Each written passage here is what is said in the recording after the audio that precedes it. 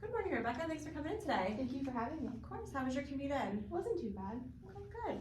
So I just want to confirm a couple things here. I have that your street address is 256 East Catawissa Street in Nesquehoning, Pennsylvania? Yep, that's correct. Okay, perfect. And your cell phone number, I have 267-667-1954. Yep, that's correct. And then I have your email address as your full name, RebeccaParsons@gmail.com. Yep. Okay, wonderful. So let's just work down here. So for your transportation, you do have reliable transportation? Yes. And you're comfortable commuting to Bethlehem East and Bath, Bangor, Nazareth? Yep, that's fine. Okay, perfect. That's where all of our clients are located in Northampton County. Perfect. Alright. And then what is the salary that you're looking for? What is the minimum pay rate? Probably around $18 or more. Around 18? So anything 18 and above, we'd Yeah. be able to reach out to you for? Yep. Okay, wonderful. And then for your work history, I'm just looking through here. It looks like the last thing we have ended in 2023.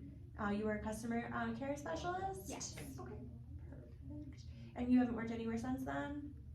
Nope, just been doing like little things around the house, helping my parents out. Okay, no problem. And in your customer care specialist role, can you tell me a little bit about like your day-to-day activities that you did there? Yep, so it was a work from home position for a health insurance company. I worked on the pharmacy claims, so anytime a customer or pharmacy had issues processing a claim, they called us and we had to troubleshoot and help them through it. Perfect. So do you do like a high volume inbound and outbound calls? Yeah, during the busy season, I'd say probably 100 to 150 calls a day. Oh, okay. On like a normal day, probably closer to 60. Okay. Still quite a bit. Okay, I can awesome. get pretty busy. Sounds good. And then you said since then, you've just been doing some stuff around the house and helping out some family members? Yep. Okay, perfect. And what is your ideal role that you're looking to do? Looking to get back into like office work or customer service work. Perfect. What type of work do you enjoy doing most?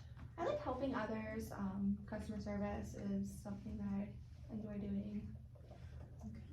And what type of equipment or like software, anything like that have you worked with? Yep, so Microsoft Suites, like the whole system. I'm really good with Google Docs. I've worked with Adobe Suites as well. Not so much with the accounting programs, but then I do also have some like Canva experience. Okay, great. And any like certifications? I have certifications through HubSpot on like marketing stuff. Okay. And then I also have a Canva certification. Great. And can you tell me a little bit about your ideal environment? I enjoy more of like a fast-paced environment, but also kind of a variation between working together as a team and then also working like independently. Okay. And what does good work attendance look like to you? Showing up on time.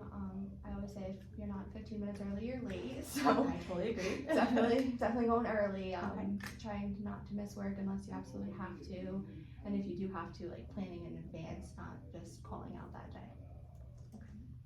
And that brings to the next point. Can you tell me about a time that you had to call out unexpectedly, and how did you handle the situation? So I actually had to call out unexpectedly at my last role as the customer care service specialist because I woke up with no power. Oh no. So I couldn't log in that day. So I just had to kind of keep my boss in the loop. So I was able to text her, I was able to call and follow the procedures. And then we actually got power back a little bit late. So I ended up being able to go in a little bit. Okay. So I didn't have to miss the full day, but it was just about communication. Absolutely. Okay. And the relationship between an associate and their staffing company is an important one. What are some things that you are looking for in a staffing company? Just someone who's really good with communication, kind of keeping me in the loop. If I have any questions, being able to answer them. And what organizations in the area are you most eager to work for? I'm open to work for any. I'm not really as familiar with this area. Okay. Tell me about the greatest accomplishment on the job. I would say at my last role, my greatest accomplishment was I was part of the engagement committee. So since we were all virtual, it was my boss's mission to kind of make it where we all collaborated even amongst like different teams. And so with that, I helped make an entire call center wide newsletter. And I would work to get different agents spotlighted each month to make sure that each team was represented and make it a big ordeal. Awesome. And which of your skills and experiences do you want to continue to use and develop? Definitely my customer service skills. I feel like you can never not develop them. Everything's changing, so that is something I'd like to grow with. Wonderful. And our goal is to help you get noticed and land a position that matches your qualifications. We want to ensure that we understand. So walk me through your skills and experiences that you have that we maybe haven't talked about yet. I think we talked about most of them. The only other thing I would add is that I am finishing up my master's in business administration. So come July, I will have my MBA and be able to Congratulations. kind of take the business world too. Awesome. Okay. And then tell me about a time that you had to follow rules or guidelines even though you disagreed with them. I think the biggest thing is actually at one of my previous employers I worked for, Rite Aid. And so the biggest thing was that they had changed every policy on us without kind of letting us know. Okay. And so I was an assistant manager, so it was kind of my job to, even if I didn't agree with it, make sure that everybody understood the importance. So I could think of, there was an issue where what HR was saying was the policy wasn't what the store manager was following, and so it was causing a lot of issues. So I kind of served as that liaison between HR and my store manager to make sure we got to the bottom of the policy. I gotcha. Okay, understood. Tell me something that you had to learn quickly, but knew nothing about before. Health insurance, pharmacy stuff. Okay. Some of those medication names are wild. I can imagine so. Describe a time when you saw some problem and took the initiative to correct it rather than waiting for someone else to do it. Yeah, so that I can think back to my role as the assistant manager at Rite Aid. We had a lot of issues where the staff felt like they were being mistreated by the store manager and that she was kind of looking down on them. So I had to kind of sit down with each of them, see what was going on, and see how we can solve it so that we could all work as a team. Okay. And it got resolved? Yeah, we were able to get to the bottom of it and get everything fixed. Great. Sounds like you handled it in a good way. And then now we're down to education and training. So I do see you have your high school diploma, and then you have an undergraduate degree. Yep, I got my undergraduate degree in communications at Cedar Crest. Okay, perfect. And then you said currently you are in a master's program. Yeah, I'm doing my MBA through SNHU. SNHU. Okay, let me just find that in here. Perfect. And how did you hear about us? Online, I was using Google.